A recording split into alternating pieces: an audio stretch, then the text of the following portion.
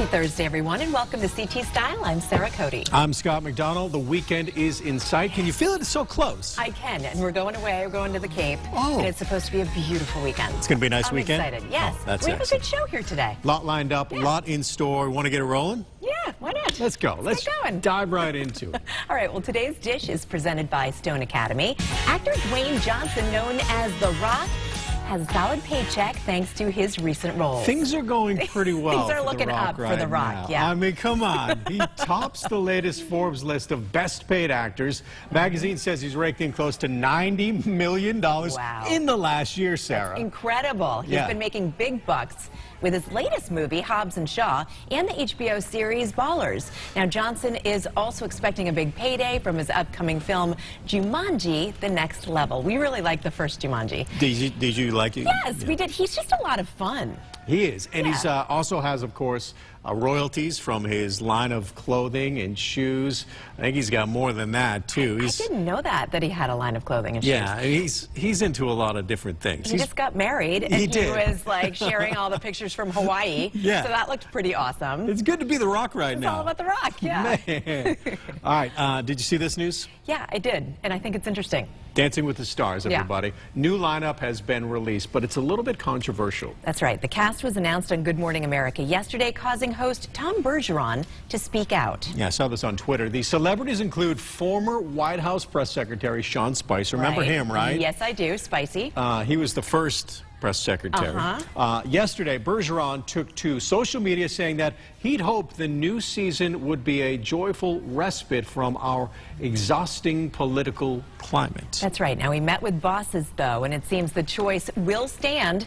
Other contestants include the Bachelorette Hannah Brown, former pro basketball player Lamar Odom, and Kel Mitchell from Kenan and Kel. Now, the show is slated to begin on September 16th. What do you think about the controversy? I get what Tom's saying. Yeah, I get it too. I mean, ultimately it'll come down to who dances well and who doesn't, right? And maybe there's somebody that somebody might not root for in the beginning. Yeah. Then they do really well, and then they start to like them, get behind them, and cheer for them. So who knows? I mean, I think people are going to watch that show anyway because it's super popular. Do we need to see Sean Spicer doing the hustle? Like, I don't know. It's a good question. But maybe you got to just check it out. But if you and the rest of America feel that way, we won't be seeing them for long because they'll be kicked off the show, right? True. That's interesting. So, we'll see. That's that. Okay, speaking of dancing, right? It's a dance-off, everybody. This one pitting a cop versus a kid. Yeah, take a look at this. Watch a Denver cop have a breakdance battle with a 7-year-old. So cute. It started when the boy Jaden Marquez posed for a photo with the officer, and that's when the officer known as PJ busted out some moves of his own. Yeah, that's right. Jaden's mom here says she's glad her son got to see the positive side of law enforcement. That's fantastic. Love seeing stuff like that. Need more of that, I think. Yeah, I agree. Okay, now, remember that dress debate of 2015? Was it white and gold or blue and black?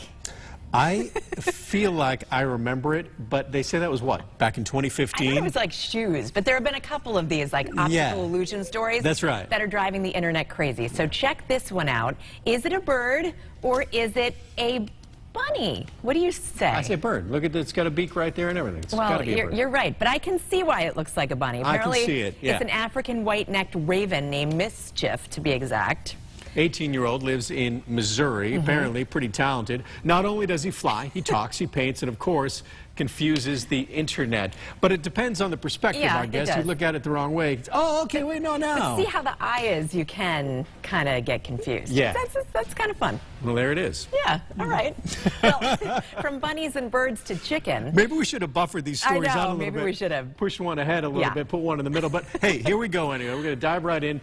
Before you cook up your favorite chicken dish, listen up, don't wash it. That's right. So the latest advice from the USDA says not to rinse the chicken. They say you might actually get sick by doing that.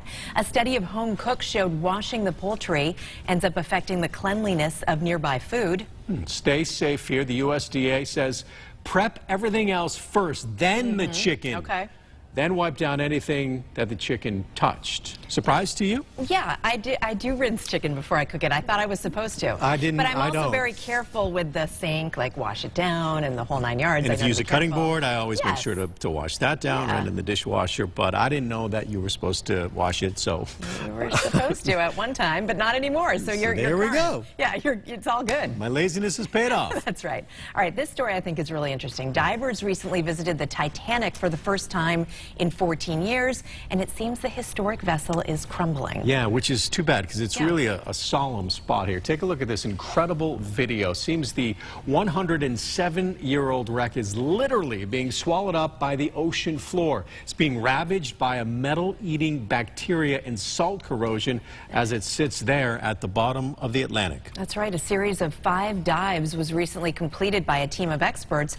The ship, of course, sank in 1912 after hitting an iceberg, leading to the deaths of 1,500 people. Now, I was interested to read that, you know, while much of it is crumbling, the glass portholes are apparently perfectly intact. And some of the comments on Facebook about the story were interesting. People saying, it's a graveyard, you know, leave it to rest and leave it to become part of the earth. Yeah. That's sort of fitting. So there is a lot to learn from the wreck. Most definitely. It definitely has a lot of people talking as well. Yeah. Very interesting. All right.